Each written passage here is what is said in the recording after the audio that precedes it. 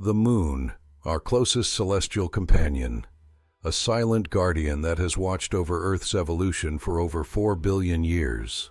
Since the first humans looked upward, we have gazed upon this exact same face, a mottled mosaic of dark plains and brilliant highlands. For millennia, we assumed this face was the Moon's entire story, but we were victims of a cosmic coincidence called tidal locking. Because the Moon rotates on its axis at the same speed it orbits our planet, it hides half of its history from our eyes. This isn't the dark side. It receives just as much sunlight, but it is the far side. And as we discovered in the mid-20th century, it is a world we barely recognize.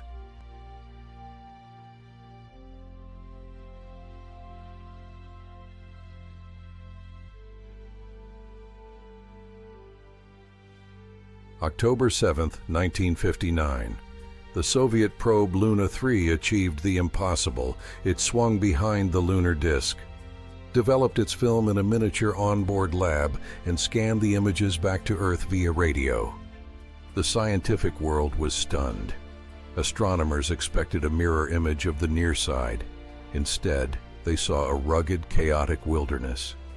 No vast lava plains, no man in the moon, just an endless battering sea of craters. It was the first hint of the Lunar Dichotomy, one of the most enduring mysteries in planetary science. Why would two halves of the same rock be so fundamentally different? To understand the mystery, we must look at the crust. On the near side, the lunar crust is relatively thin, roughly 30 kilometers deep. During the Moon's early violent youth, massive asteroids punctured this thin shell, allowing molten magma from the mantle to bleed out, filling the basins with dark basalt. These are the Maria. On the far side, the crust is a fortress, up to 15 kilometers thicker than the near side. When the same size impactors struck this side, they couldn't break through to the magma below. They left deep scars, but no lava flowed to heal them. The question remained, why is the near side so weak and the far side so thick? As astrophysicists, we trace the answer back to the very beginning.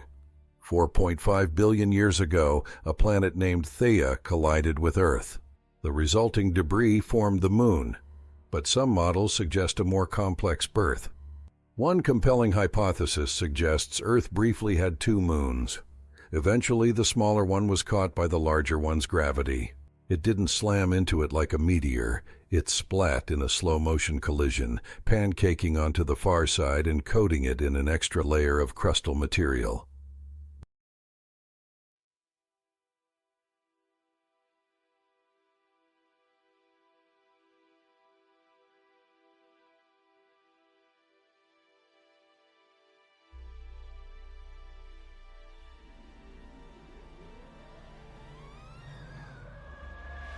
While elegant, this theory is still debated. The answer might be much more radioactive. This is the prosolarum KREEP terrain. KREEP is an acronym for potassium, rare earth elements, and phosphorus. These are heat-producing elements. In the Moon's infancy, when it was a ball of molten magma, it was incredibly close to a glowing hot Earth. The near side was baked by Earth's radiation, keeping it molten for much longer. As the Moon cooled, the radioactive KREEP elements concentrated on the near side. This internal furnace kept the near side's mantle hot and its crust thin, ensuring that every major impact would trigger a volcanic flood. The far side, facing the cold of deep space, solidified quickly, forming a thick protective shield that never surrendered its internal fire.